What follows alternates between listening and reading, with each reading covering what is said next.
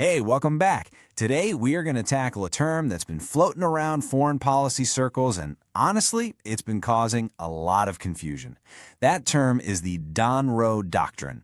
It's a pretty clever play on words for sure, but it also points to a potentially new strategy for the U.S., and there is a lot to unpack here. Okay, so let's just dive right in. The name itself is a callback, a reference to one of the oldest, most foundational ideas in all of American foreign policy. So to really get what the Donroe Doctrine is all about, we have to hop in our time machine and understand the original doctrine it's named after. That's right. We're going way back, all the way to the 19th century.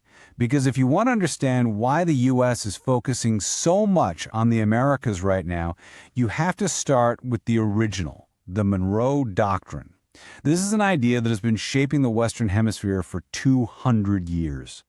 So here's the bottom line. Back in 1823, President James Monroe basically drew a line in the sand. The message he sent to all the big colonial powers in Europe was crystal clear. The Americas are our neighborhood now, and you need to stay out. It effectively carved up the world into spheres of influence, a division that, you could argue, we still see today. And as you can see, this doctrine was never just one static thing. It changed. It evolved. By 1904, it got a lot more aggressive, with the U.S. basically saying, we're the police force for this region. Then, in the 30s, it totally softened, becoming all about non-intervention.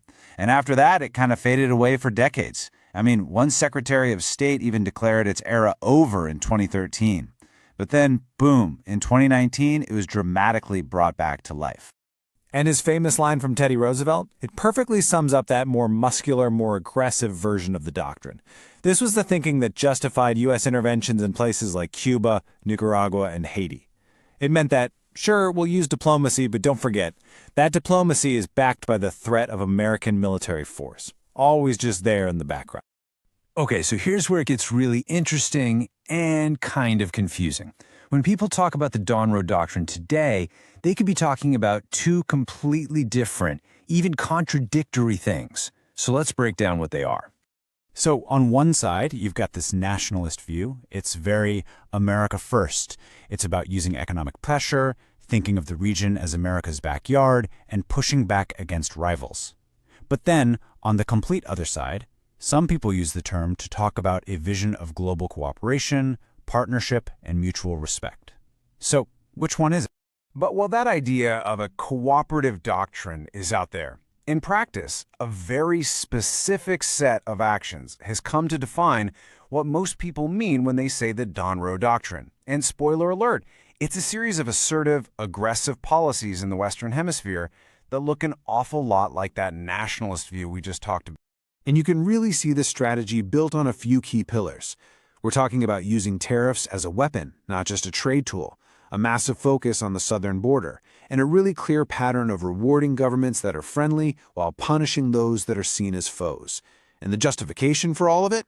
It's about fighting illegal immigration, drug trafficking, and the growing influence of rivals like China and Russia. And this whole friends versus foes thing, you can see it in action right here. Allies like Argentina got a massive $20 billion financial lifeline. El Salvador got a huge boost to its economy. But on the flip side, countries seen as opponents, like Brazil, were slammed with 50% tariffs, and aid to Colombia was cut off while sanctions were put in place. It's pretty stark. And get this, even America's closest, most traditional partners weren't safe. Canada, one of the biggest U.S. trading partners, got hit with a 35% tariff. And that was on top of the tariffs already on their steel and aluminum. The goal was to pressure Canada to spend more on its military and tighten up security along its border. But the real bullseye of this policy? Venezuela. No question. The U.S. offered a $50 million reward for the capture of its president, Nicolás Maduro. At the same time, it sent the largest U.S. naval force to the Caribbean since the Cold War. I mean, think about that. It's a full-court press of financial and military pressure, all aimed at forcing a change in government. So when you look at all of this, the tariffs, the Navy ships, the rewards and punishments, it all leads to this final, really critical question. Are these actions actually part of some coherent master plan? Is this really a doctrine? Now, the people who argue that, yes, it is a doctrine, they say there's a clear logic here. They'll point out that all these actions fit with a worldview that sees the Western Hemisphere as the source of the biggest threats to America, things like immigration and drugs. So from that point of view, treating the region like your own backyard to solve those problems, well, that is a coherent strategy. But not everyone is convinced. Far from it. Some analysts are really skeptical. Daniel Dresner, for example, puts it pretty bluntly. He argues that giving it a grand title like doctrine is way too generous. He thinks it might just be, and I'm quoting here, a bunch of stuff that happened. So this counterargument basically says, look, this wasn't some grand strategy planned out in a war room. Instead, it was more like a series of reactive, maybe even contradictory decisions.